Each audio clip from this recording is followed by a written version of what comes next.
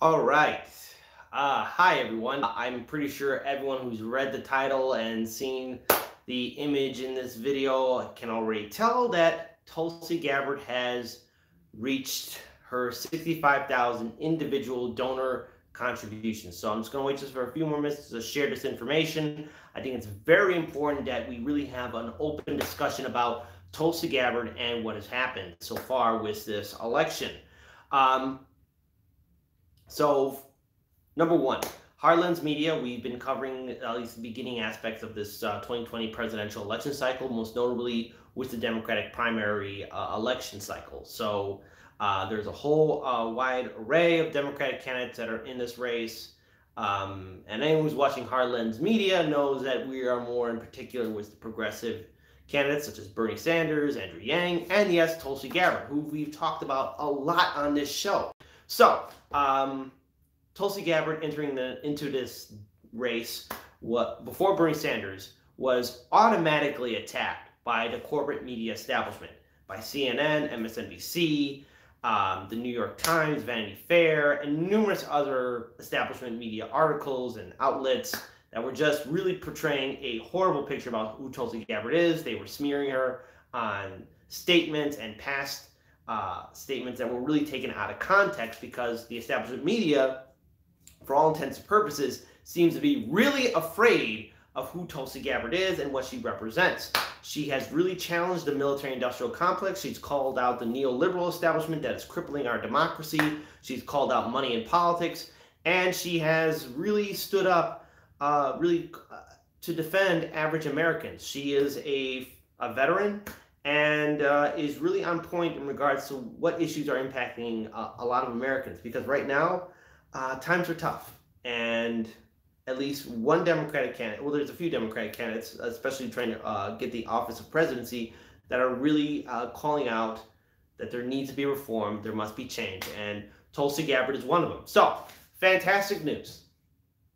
Tulsi Gabbard, Representative Tulsi Gabbard from Hawaii, has now met the official criteria to be on the Democratic stage.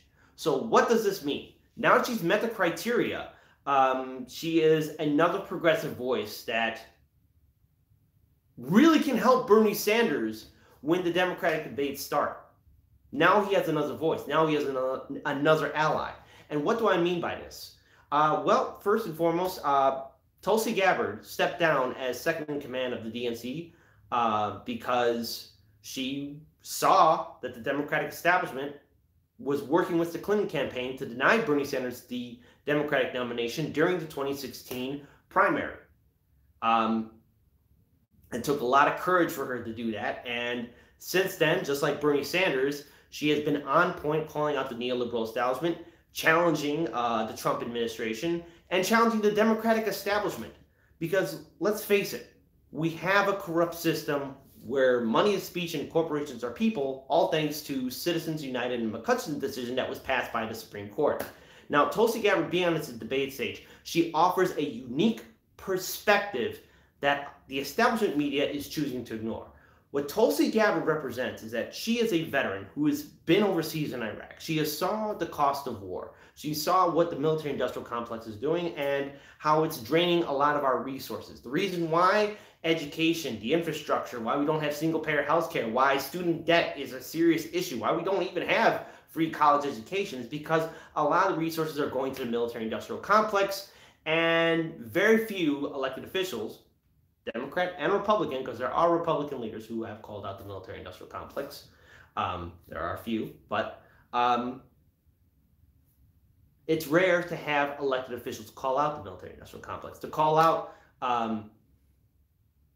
at least the military-industrial complex. I mean, let's face it, this is fantastic news. There's another progressive voice that's in the debate stage. I'm almost taken aback by just how fantastic this news is, because the media was controlling a narrative that was really putting Tulsi Gabbard as a veteran in a really bad light. And, you know, we always hear from the establishment media that we must respect our troops, we must respect our veterans, we must respect what they say. But as soon as a veteran calls out the establishment media, as soon as a veteran, especially in a seat of power like Tulsi Gabbard is, as soon as you have somebody that really calls out the establishment, you must you must realize that the establishment will just continue to beat down on that candidate. But Tulsi Gabbard hasn't backed away. This is fantastic.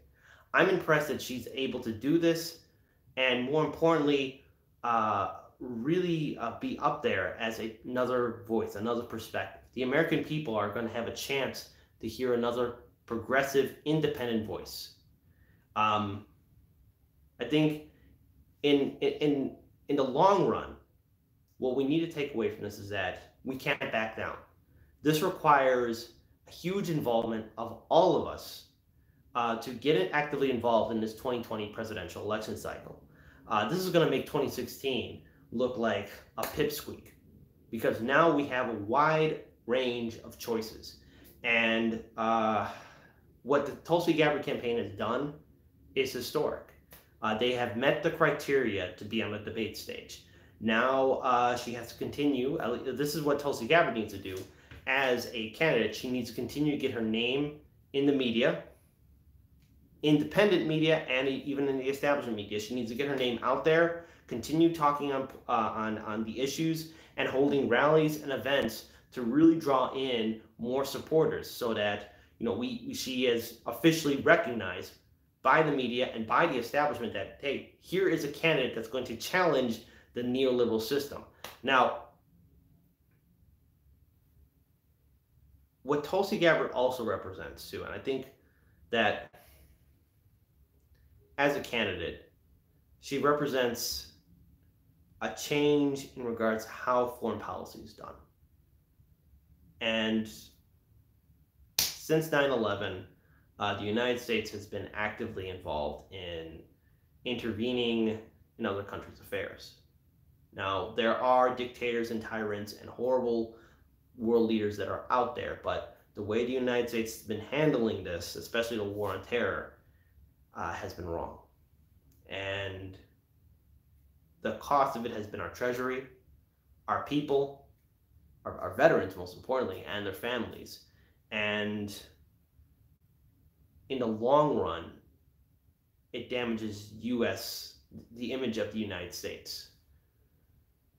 I don't know what's going to happen as we continue on to this 2020 presidential election cycle, and who knows how the debates are going to turn out. But I'm very confident and proud to say that with Tulsi Gabbard on the debate stage, now that she's met that criteria to be on the debate stage, we have a chance to really have a real active discussion, something away from the establishment media. And Bernie Sanders, dare I say it, has an ally on the debate stage. This is historic, and this is an opportunity that we cannot afford to miss. And Hardlens Media, we are going to be following this story. We are going to be really keeping an eye out on who else is going to be on the debate stage. Already, Bernie Sanders, he has secured a spot. Now Tulsi Gabbard has secured a spot. Andrew Yang has also secured a spot. And there's, of course, the other establishment Democrats like Kamala Harris and Beto O'Rourke that have secured their own respective spots to be on the debate stage. I think now we have an active conversation, and Americans get to see different perspectives. And that's the point of it. We see different perspectives. And the establishment media was working its butt off to really tear down Tulsi Gabbard. I'm looking forward to seeing what else her campaign will do. And if anything, her campaign right now needs to start holding more rallies and, again, holding more press meetings with the establishment media, and also, more importantly, reaching out to independent media. We already seen firsthand how the establishment media is going to, how they're going to tear down her campaign.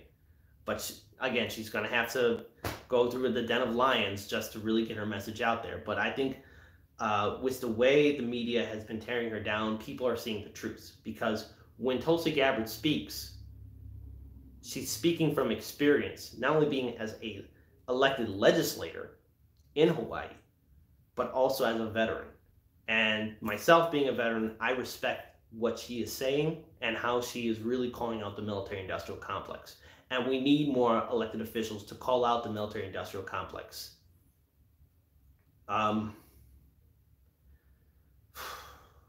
Let's just say this. This is a chance for a better future. This is a chance for something good to happen.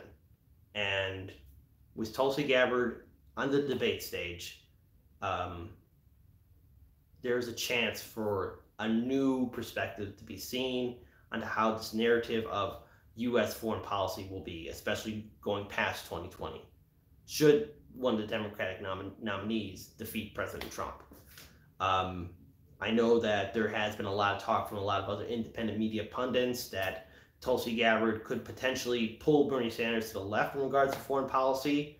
And that is very key. That is important because Bernie Sanders is one of the major front runners in this race. And somebody like Tulsi Gabbard has influence and power. And now that she has, again, met the criteria to be on the debate stage, we'll see a much more larger progressive message that the neoliberal establishment media will constantly try and tear down.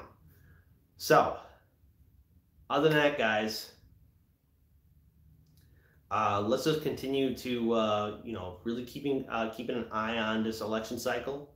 Let's really do all that we can to really call out the establishment media for their bias, because be prepared for smear articles to be written against Tulsi Gabbard. They're already going after Bernie Sanders, and look, they already tore down Tulsi Gabbard as soon as she went into this race. But I think it's very important that we really keep an eye on the media, and we also keep an eye on the establishment and how they're going to try and go after both Bernie Sanders and Tulsi Gabbard. They are a threat, and they have a clear following. So, in order to keep up with this story and to follow independent media, please make sure you're subscribed and hit that ring bell notification for Hard Lens Media. Follow us on Twitter, Facebook, and Instagram, and support us on Patreon. But other than this, guys, this is fantastic news, and I'm looking forward to having a much more larger discussion. I'm pretty sure there's going to be a few more articles, probably smear articles against Tulsi Gabbard when the Saturday show happens. So again, quick reminder, Saturday at 12 p.m. Central Standard Time is when we do our live show. Myself and Paul DuPont and Daniel Lupker will be there. And look, I don't want to be the purveyor of bad news, but be prepared for some form of smear article against Tulsi Gabbard now that she has met the criteria to be on the debate stage. Other than that, guys, peace. Let's all do what we can to build a better future. And a huge shout out to the Tulsi Gabbard campaign. Congratulations, you have made it on the debate stage. A lot of people will be following your campaign. And here's hoping that you can do what you can to really bring in a strong progressive message, especially in regards to foreign policy, to the American people. You've done a lot, and thank you for your service. So once again, Tulsi Gabbard, and to your campaign, congratulations. And to all our viewers and subscribers, thank you for helping us build this channel up. We will see you guys on Saturday and on Sunday, but we will be doing individual live streams like this throughout the week. Take care, guys.